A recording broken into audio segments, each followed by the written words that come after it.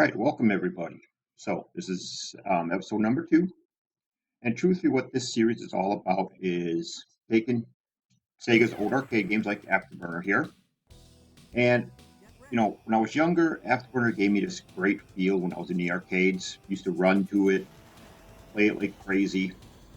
Then when it came time for the home versions, and Sega was releasing that, Sega Master System had the first version, and the idea behind is it fun or whatever I really want to call this series is did Sega actually keep that arcade feel? Does it bring back those memories to me?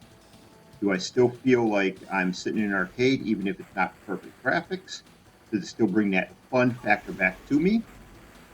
And that's truly what I'm looking at here with this series called Is It Fun? Did Sega keep that great arcade feel even with when the games change, like Afterburner Climax? I believe Climax was in the arcades, not around here because arcades are pretty much a dead thing, been dead since probably the late 80s, early 90s. But that's what I'm trying to find out. Did they keep that great arcade feel in every one of these games? So here's a little bit of example here of Afterburner Arcade. This is being played on an emulator. So we're going to be taking a look next at the Master System, the Genesis version, the Saturn, and just trying to think, was there anything else? The Saturn version, and then Afterburner Climax. I think that's all. Oh, Sega CD had Afterburner 3, which we'll take a little bit of a look at that one too. But without further ado, let's get ready to get this thing started.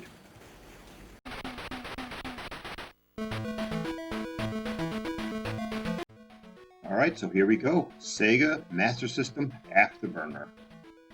Now I am playing this on the Sega Genesis with a power-based converter, so this is the real thing. No emulator used here. And hey, you get to say get ready, take on off. The music on this one actually never bothered me. Loved it a lot. Checking out the moves right now. Got the cannons going. Playing moves pretty good. You can do the loops. And yeah, this was the reason why I bought the Sega Master System over the Nintendo Entertainment System. Afterburner. Awesome arcade game. And yeah, I spent many times playing this thing. So yeah, you can actually shoot down the missiles that are coming at you. But this right here, the idea of what was it still fun? Did it maintain the arcade feel? Yeah, to me, this definitely maintained the arcade feel.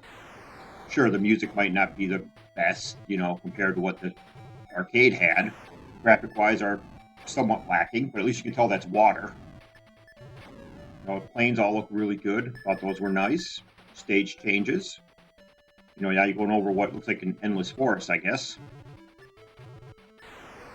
And even the missile sounds sound pretty good. I mean, I had no complaints with that.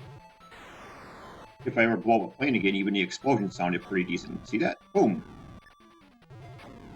Well, but physically wise, yeah, to me, this really kept the arcade feel. Sorry, had a little bit of a hiccup there. Sure, the graphics were lacking. There's no smoke from the missiles and that. But what can you expect from an 8-bit unit? But I remember playing this game with my dad quite a lot. Me and him going for high scores, seeing who had the best score. And you looked at my instruction manual, and I still have high scores written down in there. But this is Sega Master System's Afterburner. To me, this definitely kept the arcade feel. Maybe not the exact look, but it has the feel. Boom, and that's where we're going to end this one at. Alright, so now we are on the Sega Genesis version of Afterburner. So you definitely get a little more sound there. Kind of odd that the get ready was removed. I thought I had that in there. Yep, that's okay. It does say get ready. But it's being played off the Sega Genesis. And let's just see what we get here. Definitely more sound effects, a little more ground detail. Still definitely not arcade perfect.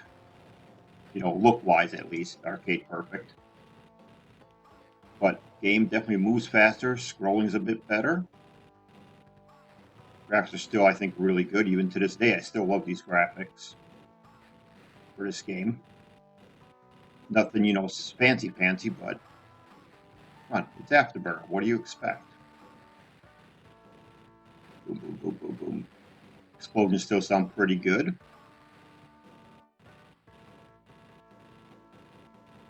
Transition between stages were good. Taking out some planes there. This time you get smoke from your missiles, which is really nice. I believe enemy ones also had smoke. A whole bunch of planes up there, taking a pop shot at them. And once again, you can see that this one moves a lot faster than the other one, than the Sega Master System did. Good to hear the ground shots when you hit the ground there. But once again, did it have the arcade feel? Heck yeah, it does. I sure left something in on the Sega Master System version. On the Sega Master System version, you actually have to line up your front cursor with the refuel point, and you have to click the fire button to refuel. Otherwise, it doesn't refuel you. Not like it matters because, you have infinite missiles in that one, but still. Still, this is like really good. It's definitely keeps that arcade feel. Now, let's move over to the 32X, shall we? And see how that one did. Alright, so here we are on the Sega 32X version, Afterburner complete. Already, the music is 100 times better. More arcade sound than ever. Here we go, taking off from the Sega Enterprise again. Sound effects are a heck of a lot better in this one. More smoke, more everything. And look at that graphic detail in the water now. You get the ground detail. This is definitely a complete package for Afterburner. Got the nice missile sounds when they shoot. Zoom up and over them.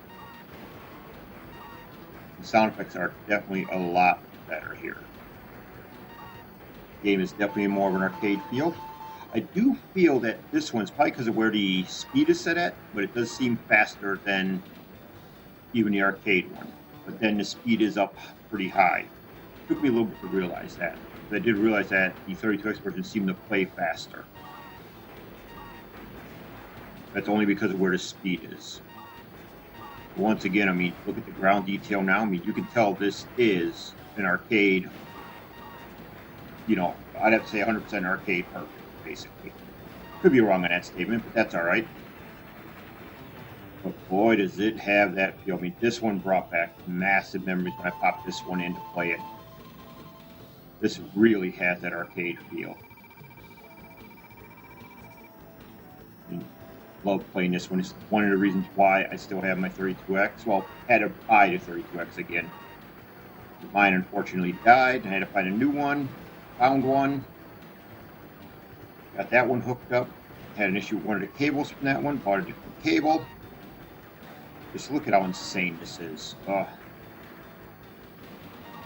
Alright. Wait to see if I die again here real quick. Then we'll go to the next one. But yes, this one is definitely brought back those arcade memories. Quarter munching memories. Big time. Alright, should be dying here in just a few seconds. And that's when we'll go over to the Sega Saturn.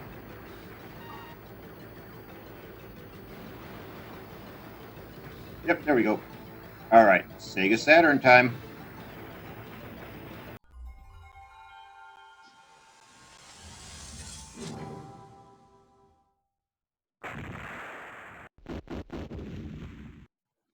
Alright, so here we go. Sega Saturn version off the Sega Ages CD. As you see already, music is top-notch. Sound is extremely great. I don't know how to phrase it. And here we go. I would say it's another arcade perfect translation. Well, this is where I thought that the 32X version was faster. And as you see, the speed is lower right now. They actually do have a low, medium, and Afterburner type 1. You got great sound here. You got smoke from the missiles again from both ends. Enemy end view. It's another arcade perfect version of the game. I do feel that the 32X brought back more memories. But like I had that one first. Didn't buy this one until a lot later. I spent a lot of time on the 32X version. But once I got this one back home and my Saturn was working perfectly, there's just no if ands or buts about it. This was definitely arcade perfect again. I mean, the sound, the look, the feel. This might actually have a little bit better draw distance than the arcade too. Probably not, but it does look like it.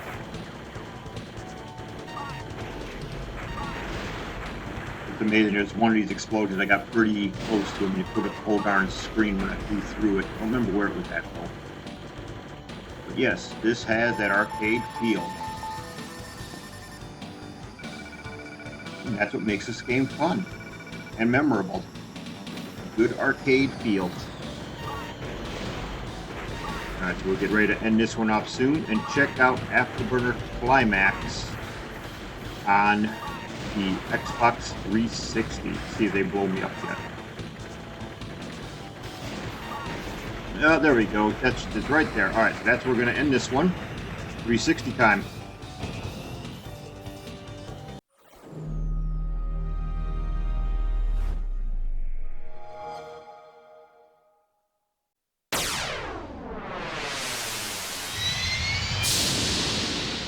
Afterburner Climax.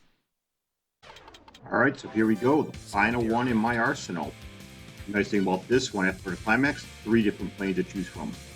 Keep it constant or consistent, regular. We're going to go with this Tomcat.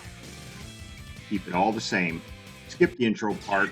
As you see, you can actually change the music to Afterburner 2 to Climax music, which is cool. Now this one, you cannot argue with these graphics. I mean, these are gorgeous. Wish they would bring this to the PC. It would be nice. The graphics are beautiful. Gameplay is fast, fluid, insane. Trying to figure out where the heck my missile button was. There it is. Haven't played this one in a while. But this one, oh my god, this one is extremely fun. I do have all achievements in it. I beat this game completely 100%. But the question, because this was a newer version, at least to me. I didn't know it was in the arcade until I started looking through a Sega museum thing about if they could have this out in the arcade. But my question was, does this still have the arcade feel? And oh yeah, it does. It does, and then some. Sega did an awesome job on Afterburner Climax. Wish they would bring out more yet. Like I said, I wish they'd bring it to the PC. But, you know, I have it on a 360. Reason why I won't get rid of my 360. Oh yeah, the Climax time. Boom. Kind of like the fact it has all the other sounds in there too of the other planes talking. But that question, does it have the arcade feel? Is it fun? Yeah, it's a whole lot of fun. If you never played it, have fun trying to get it because it's no longer available on the Xbox store. So Sega must have lost the rights to use these planes. There we go with the Climax again. Shoot off a bunch of missiles. So this part here, going through this little desert canyon. And I am supposed to take out a top secret plane.